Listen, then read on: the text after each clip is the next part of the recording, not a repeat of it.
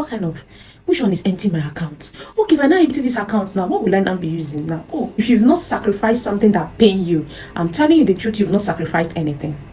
Hello, beautiful people. I send you all greetings to your beautiful location. How are you all doing?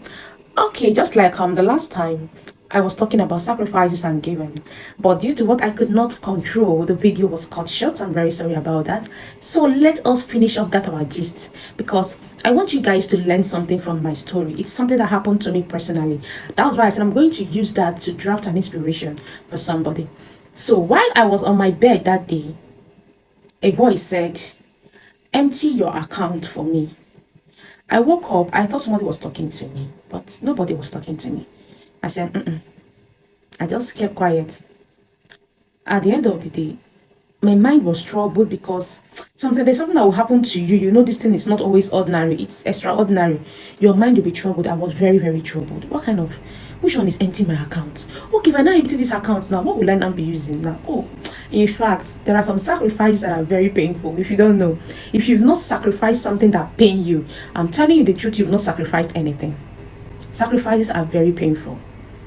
And I went to Fidelity Bank as I was banking with. My father opened that bank while we were trying to run our school stuff so that I can be sending us something through there. So when I went to the operational manager, because he was somebody very close to my father, I told the person I needed to close this account. I needed the money inside. He said, why? You know, a lot of questions though, but I just, conjured everything and I withdrew the money. And I went and bought a white envelope. In fact, that seed I saw there, even the 5 naira on top, I withdrew it. I'm telling you guys the truth, because in that money, there was still the list of Nigerian currency on that money, and which was 10 naira. When I wrote the slip, even the cashier was looking at me. Somebody is withdrawing almost even to the last 10 naira. You know how it is. So I bought a white envelope. I just took it. Sometimes when you're making sacrifices, your altar matter. Your heart matters. The altar may not really matter. Sometimes, not all. I will tell you when the altar really matters. The altar really matters. But see, God has a way of searching the heart. Especially when you don't know about the altar, your mind is that this altar is sacred and genuine. Yes, that your sacrifice is going to be accepted. So I went to the altar and I placed my seed with my name. I came upstairs to my room. I nearly wanted to cry because I had things I wanted to use that money for, to buy, to do. I looked, I said, well, exactly 2 weeks. Exactly 2 weeks. In fact, the day that will make it 2 weeks. On a platform there, because Unizik, when you're looking for admissions, you will see a lot of platforms that people can join, WhatsApp platforms. So I joined one. And they said, if you know that you wrote Pursue Me in Unizik, go and check your admission status. That they have started giving admission, the admission list is already coming out. And back then it was not pasted, you have to check it online. My mind, see, I be strong woman, but that one there, reach. I said, this, I was telling myself, is it this Pursue Me that I score 40? and even before I could even finish, my the system went off. I just left it. People were checking, coming online to give their test, writing on the WhatsApp, hey, I've been admitted. They will screenshot, send on, hey. I say, hey. I was so much afraid. Because at that point, I didn't want to disappoint my father at that moment. I wouldn't want to give him any bad news that, I was not admitted. Because I don't like giving bad news to anybody. It makes me feel somehow, So, I did not have the courage to check that my admission status. But at the end of the day, after like 2 days, or is it, I think a day after, my brother was like, I should check now, I should check my own. I said, I will check it. I'm waiting for everybody to check finish so that you know how it is sometimes.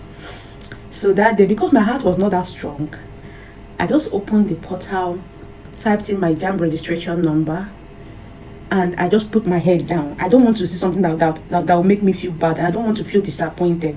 I just put my head down, just dropped my phone on the bed. While the website was still loading, and I put all my details for it to now show if I'm admitted or not. I just put my head down because I was not ready for bad news, and I just slept off. On waking up, forgetting that, I think I opened something. I just picked up my phone. I haven't forgotten.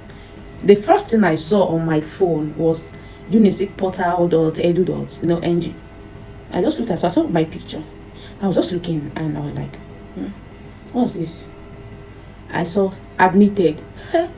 I said, wait, what's happening? When did I was confused. I said, no, let me reload this page. Maybe I don't know what's happening. And when I reloaded that page, it was really admitted.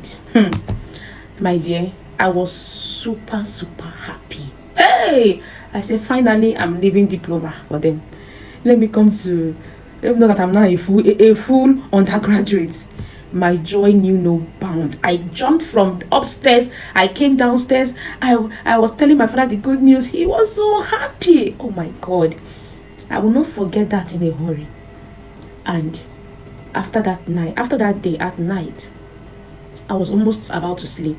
Sometimes I struggle to sleep at times. So while I was just trying to, and a voice said, I did it. I said, sometimes it comes like someone is talking, but when I look, I am the only person there, or other people are already sleeping. And he said, I did it. And I knew that God did it. No other person did it. This is a story. Yes, it may sound very minor, but this is a story that I'm using to inspire you. Listen, sacrifice is something that you can use to move God in dangerous ways. Something that you can use to move God in a way that is going to shock people. Especially, listen, you don't give God something that doesn't take anything from you. You don't give God something that does not cost you anything. You give God something that costs you even more. Then that heart of obedience God is not interested in that money. But God was just trying to test me on obedience. Can you do this? Can you sacrifice your all for this? If at any point in this life I say sacrifice this thing to me, give me, can you do it? God only wanted to see my heart. And because of obedience, I was obedient. And God said, oh, okay, she passed.